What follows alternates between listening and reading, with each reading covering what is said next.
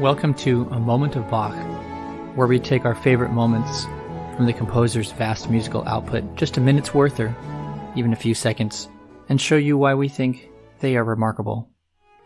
We are your hosts, Alex and Christian Giebert.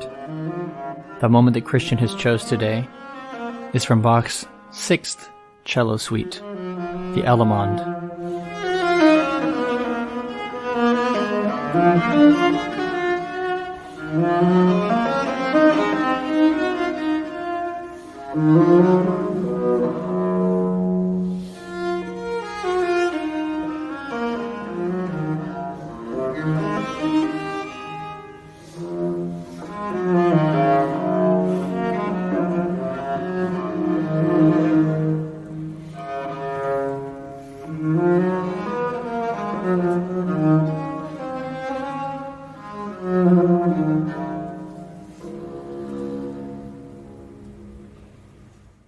Bach was a lot of things. Composer, virtuoso, keyboard improviser, organ technician, teacher, on and on and on.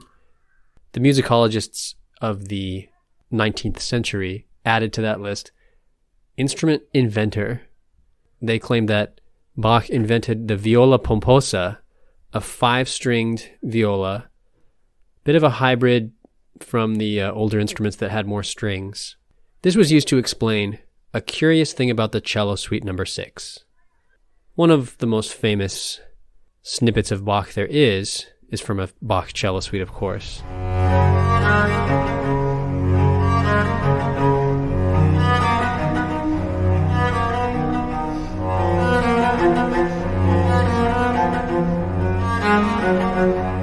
I don't think we normally think of anything other than a cello, because they are, after all, called the Bach cello suites. But something funny happens when you get to the last one, and you start playing it on a modern cello. You'd be surprised to learn that some of the higher passages are a bit awkward. There's even one chord in the saraband that's almost impossible. So how did this happen? The answer lies in the instrument itself. The 6th cello suite was written for a 5-stringed instrument.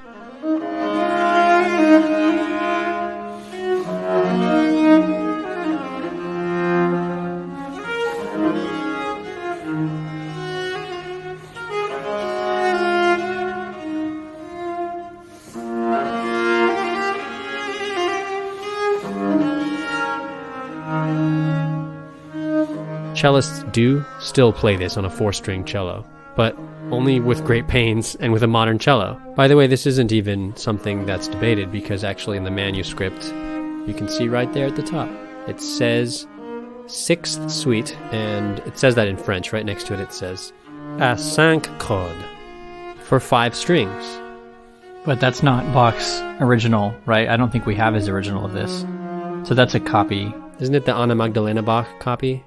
Right, but I'm not sure if it's known that it's legit or not. Like, if that particular notation on there is something that Bach actually wrote. I guess there's some doubt about whether she actually copied it off of a copy of a copy anyway, you know?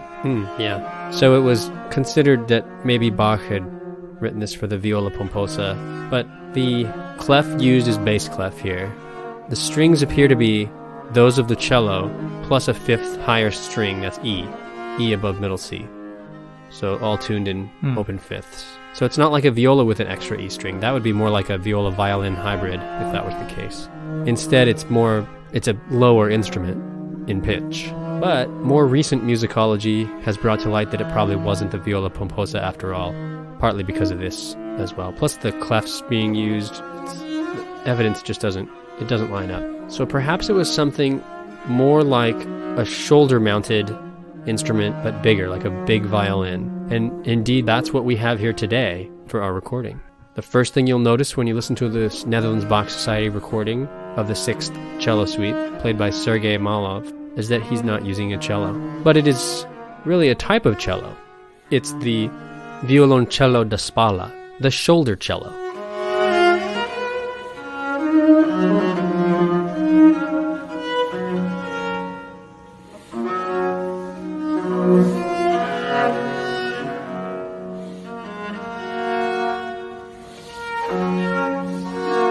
it's even big enough that you can see it doesn't actually rest on top of his shoulder like the side of a violin would do. And Sergey Malov actually says, "It was especially for these 6 suites that I had this instrument built."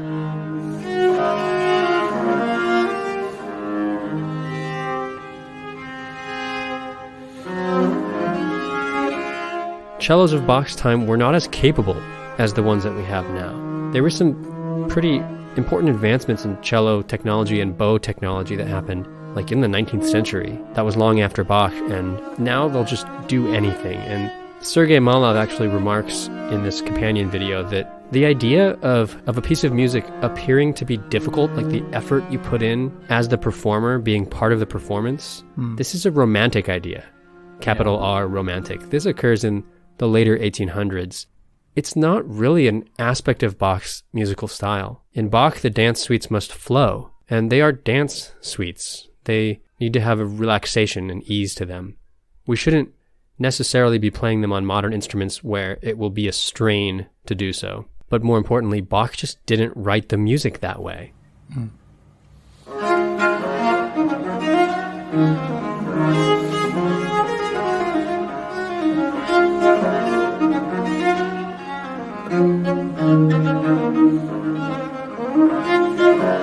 Because these cello suites are a little bit more like etudes, aren't they? Yeah, sort of, but they're also artistic in their own way, and they're not really to learn how to play. It's the thing that I think they're not is that they're not training on how to play a courant and a gigue and so on. Because they're not really dances. No one's dancing to these. But yes, they are technical exercises of the highest order for sure. Right. But also Bach's technical stuff. There's a difference between technicality and virtuosity. The idea of a performer being the show-stopping virtuoso. Alex, this is a weird line to draw because there's all kinds of Bach instrument obligatos that are extremely hard-looking, and they look hard on the page, and they are hard to play on Baroque period instruments. Sure. So the discussion is really more about the effect that it has because of the style of music, I guess. Like the opening violino piccolo parts to the aria in the Wachentauf cantata, for example, or those things are hard, but it's not the same as like Paganini. It just doesn't come across. It's not about the player in those cases.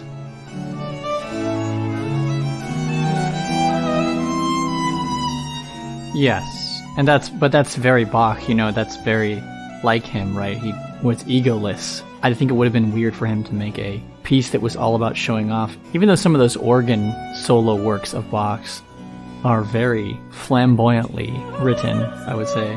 That's not the vibe that he had on the organ. He was extremely good at it, but he wasn't a showman. Yeah, kind of a coincidence that he wasn't pompous, and it's the viola pomposa that he actually did not use. Yeah. And I'm saying he had no hint of pomposity, because I think if you read through some of the stuff about Bach's life, there's a little bit of that. Certainly he knew how good he was and wanted to be paid and recognized for that fairly. He was demanding, and he demanded high quality out of people, out of his musicians. And there's a great story about a musical duel. Not to be confused with the story of the other real duel that happened, but both of those are great stories. But the musical duel one where he was challenged to like a battle of music with this other guy. That's a great story for another episode. I think we should save it. Sure. It's great. Yeah.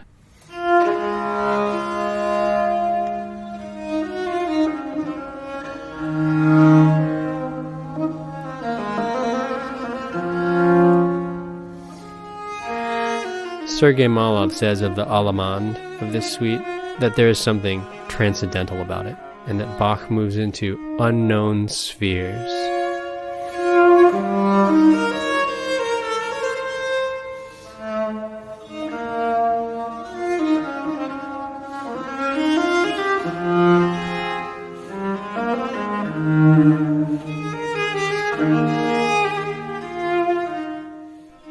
So unlike anything else. I mean, the progression of these cello suites is really remarkable that it's even called an Allemande at all. It's just, I mean, Allemande is like a common meter dance, but this is just almost timeless and flowing. And the hops down to catch that really, really low note, it's pretty unusual melodically. The sound of this cello this shoulder cello is different than what we're used to in a very delightfully different way.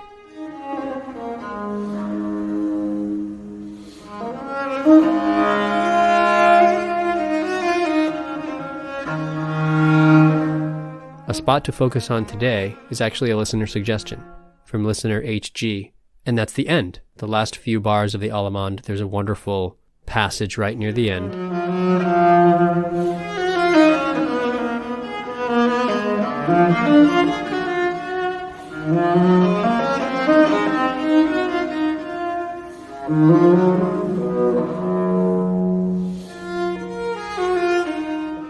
To me, that low note is really cool. A low G? Yeah. The G. Because you think it's going to go C, B. It goes C, G. You know? Yeah. This moment near the end is great because if you just track the bass note, there's always a prominent lowest note. If you take those alone, you come out with a sort of skeletal bass line that has a really interesting pattern to it. And as you mentioned, Alex, there's this one C natural that seems like it's going down to a B, but it doesn't go down to a B, it goes down to a G, and then finally at the end works its way back up to an A and then down to a D.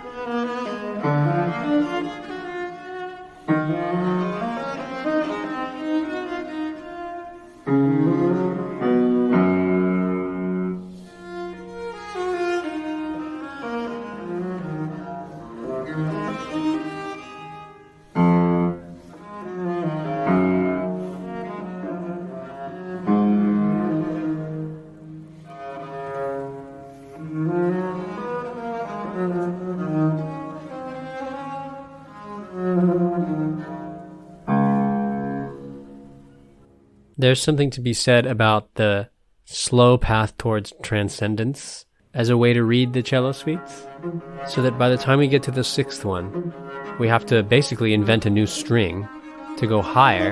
In the Netherlands Bach Society description, they say that you might even argue that Bach allows the cellist to transcend their own instrument.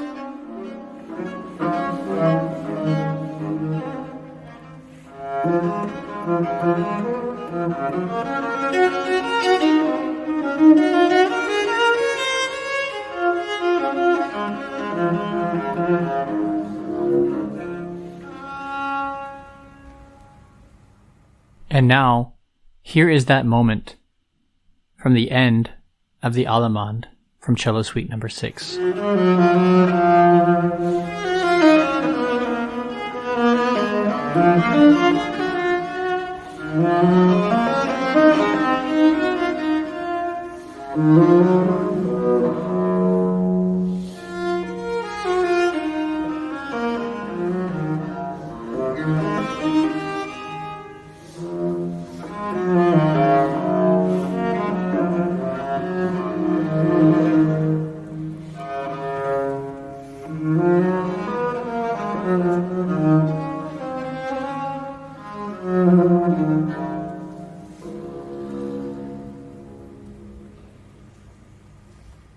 If this introduction to a musical moment has inspired you to hear the rest of Cello Suite number 6, please see the link in the episode description to see that performance by Sergey Malov for the Netherlands Bach Society.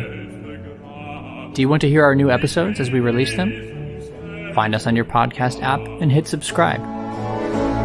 What moment will we be talking about next week, Alex? Next week we'll break open the Well-Tempered Clavier, Book 2, and look at Prelude and Fugue number 15 in G major, BWV 884. Until next time, enjoy those moments.